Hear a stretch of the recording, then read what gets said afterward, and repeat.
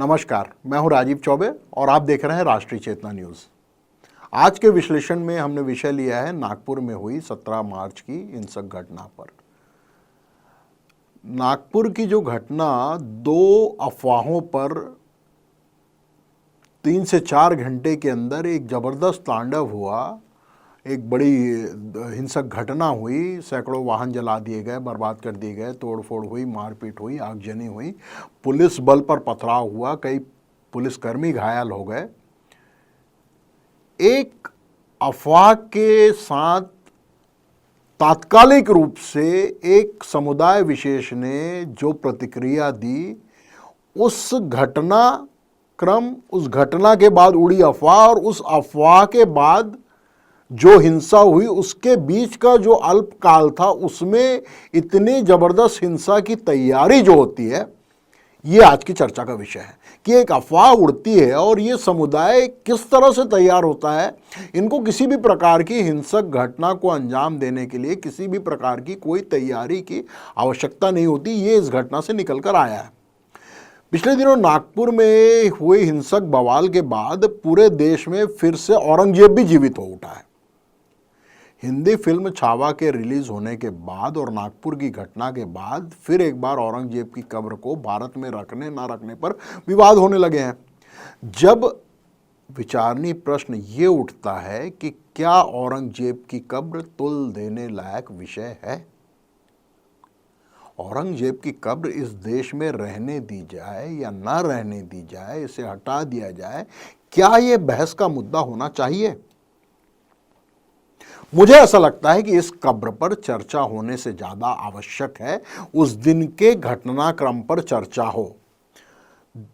एक अफवाह को लेकर एक समुदाय किस कदर हिंसक और आक्रामक हो जाता है और उस अफवाह पर हिंसा करने के लिए, आक्रामक होने के लिए किस प्रकार की तैयारी रखता है, और ये तैयारी क्या हर किसी के पास होती है? क्या हर समुदाय इस प्रकार से तैयारी रखता है या ऐसी घटना को अंजाम देने में सक्षम है या अपने आत्मरक्षण के लिए सक्षम है? ये इस चर्चा का विषय है कि यदि एक समुदाय विशेष हमेशा हिंसा के लिए तत्पर है, तैयार है, अग्रसर है, तो क्या दूसरा समुदाय अपने आत्मरक्षण के लिए उतना ही तत्पर, तैयार है? ये आज की चर्चा का विषय है। तारीख 17 मार्च 2025 को दोपहर 12 बजे नागपुर के महल क्षेत्र में छत्रपति शिवाजी की प्रतिमा के पास विश्व हिंदू परिषद और बजरंग दल के करीब 200 कार्यकर्ता एकत्रित हुए। उन्होंने वहां औरंगजेब की कब्र को औरंगाबाद से हटाने की मांग करते हुए औरंगजेब का पुतला जलाया और शांतिपूर्ण प्रदर्शन किया और उसके बाद वहां से निकल गए।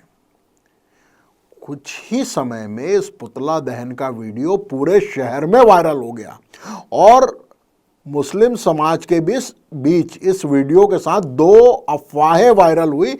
ये सबसे बड़ी खतरनाक बात थी कि ये 2 बड़ी अफवाहें तेजी से वायरल हुई।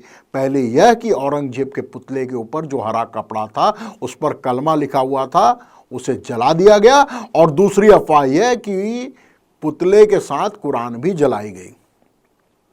तारीख 17 मार्च 2025 को शाम 7:30 बजे तक 300 से अधिक संख्या में मुस्लिम समाज के लोग महल इलाके के चिटनेस पार्क में एकत्रित हुए और देखते ही देखते इनकी संख्या जो है वो 700 से ऊपर हो गई और इन्होंने नारेबाजी शुरू कर दी। और वहीं कुछ लोग वीएचपी और बजरंग दल के कार्यकर्ताओं के खिलाफ रिपोर्ट करने गणेशपेट थाने पहुंचे।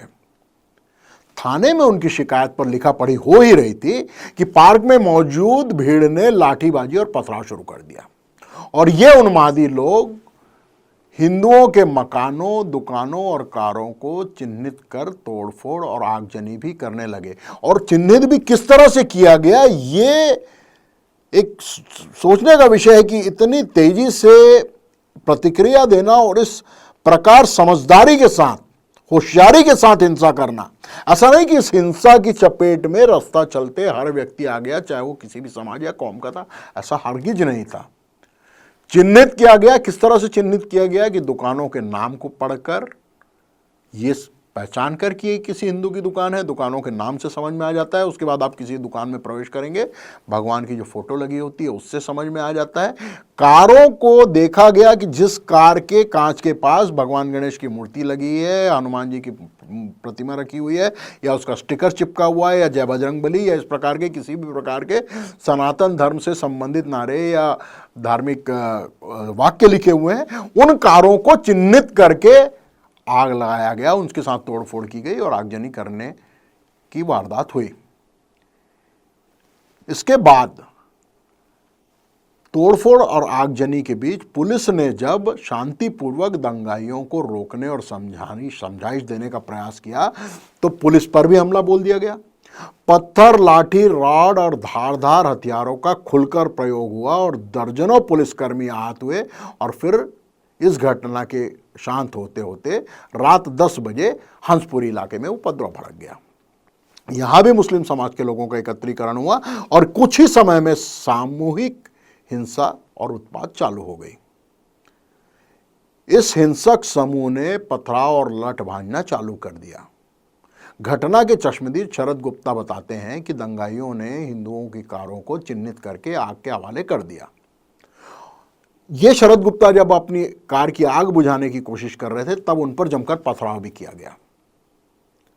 इस हिंसा में डीसीपी रैंक के 3 अधिकारी तथा 33 पुलिसकर्मी आहत हुए।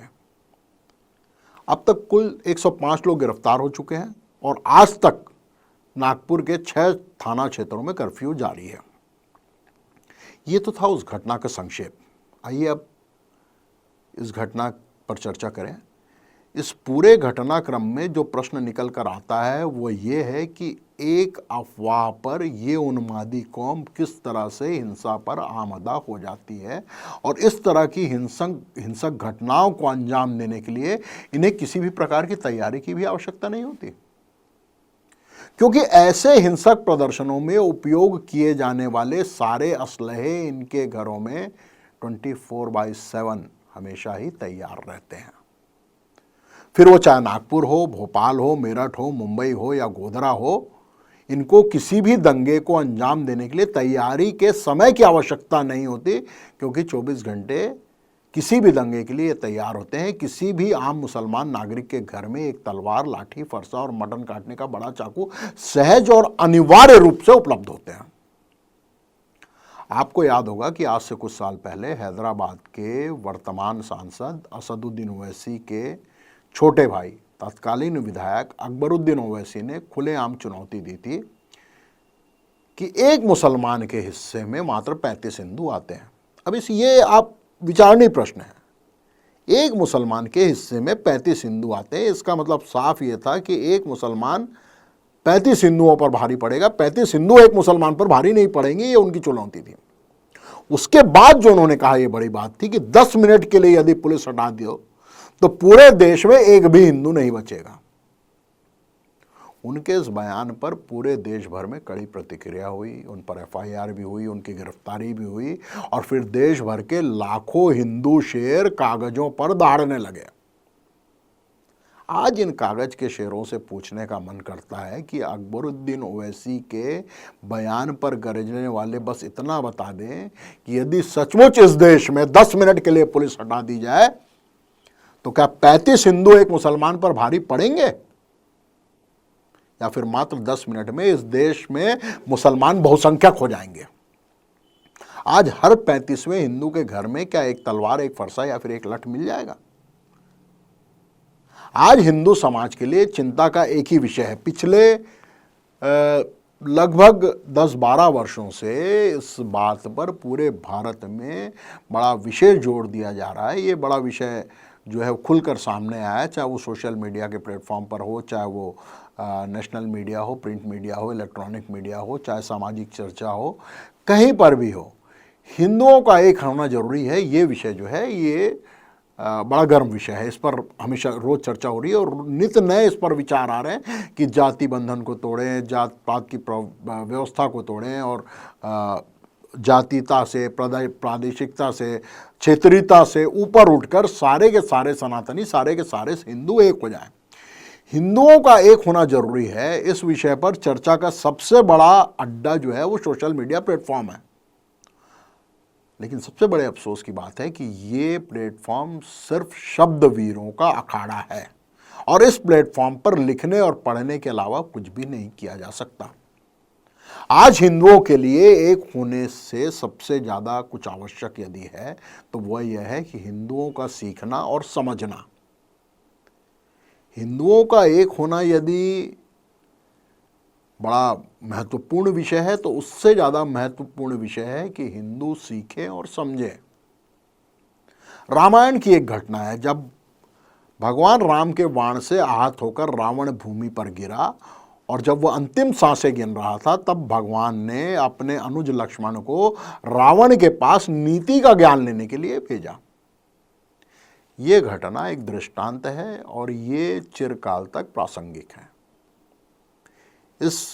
ये जो दृष्टांत है, ये जो उदाहरण है वो इस समाज के लिए इस प्रकार है। ये दृष्टांत जो है वो ये समझाता है कि दुष्ट से दुष्ट, अधम से अधम मनुष्य के पास भी यदि कोई अच्छाई है तो हमें उसे ग्रहण करना चाहिए। यदि हिंदू भी मुसलमानों से धर्म पालना, धर्म के प्रति समर्पण, धार्मिक ग्रंथों के प्रति प्राणाधिक सम्मान और धार्मिक स्थलों में नियमित एकत्रीकरण जैसे गुण को सीख ले तो हिंदुओं में एकता के विषय पर चर्चा करने की आवश्यकता ही नहीं होगी, एकता स्वयमेव आ जाएगी। लेकिन क्या हम मंदिर जाते हैं? क्या हमारा एकत्रीकरण होता है? क्या हम नियमित रूप से अपने धर्म का पालन करते हैं? ये चिंता का, ये सोच का विषय है। और इसके लिए सबसे ज़्यादा आवश्यकता है यदि आप मंदिरों में एक साप्ताहिक एकत्रीकरण प्रारंभ कर दें कि सप्ताह में कम से कम एक बार हर हिंदू पूरे परिवार के साथ मंदिर जरूर जाए। हर हिंदू के घर में जितने सदस्य उतनी ही लाठियां जरूर हो, किसी अतिक्रमण के लिए नहीं, किसी पर आक्रमण के लिए नहीं, आत्मरक्षण के लिए ही सही। आप भी हमेशा तैयार रहें। बड़े कवि हुए नरेंद्र शर्मा, एक बड़ी कालजयी रचना है। लिखते हैं, ठोकर मार पटक मत माथा, राह जो तेरे रोके पावन। ठोकर मार पटक मत माथा, राह जो तेरी रोके पाहन। कुछ भी बन बस कायर मत बन। युद्धम दही कहे जब पामर, युद्धम दही कहे जब पामर, दिन दुहाई पीठ फेर कर। या तो जीत प्रीति के बल पर या तेरा पथ चूमे तस्कर। अंतिम लाइनें जो नोट करने लायक है। प्रतिहिंसा भी दुर्बलता है, प्रतिहिंसा भी दुर्बलता है, प्रतिहिंसा भी दुर्बलता है, पर कायरता अधिक अपावन, पर कायरता अधिक अपावन। कुछ भी बन बस कायर मत बन। तो आज की चर्चा को विराम देते हैं। ऐसी जो सामयिक घटनाएं हैं उस पर हम विश्लेषण लेकर आपके पास आते रहेंगे और ताज़ा तरीन समाचारों से आप लगातार जुड़े हुए हैं। ऐसे समाचारों के लिए, ऐसे विश्लेषणों के लिए आप राष्ट्रीय चेतना न्यूज़ को सब्सक्राइब करें, बेल आइकन को दबाएं और आपसे अनुरोध है कि हमसे आप जुड़े रहें ताकि हर नई घटना पर तात्कालिक समाचार और एक सटीक विश्लेषण आपके सामने हम ला सकें। धन्यवाद।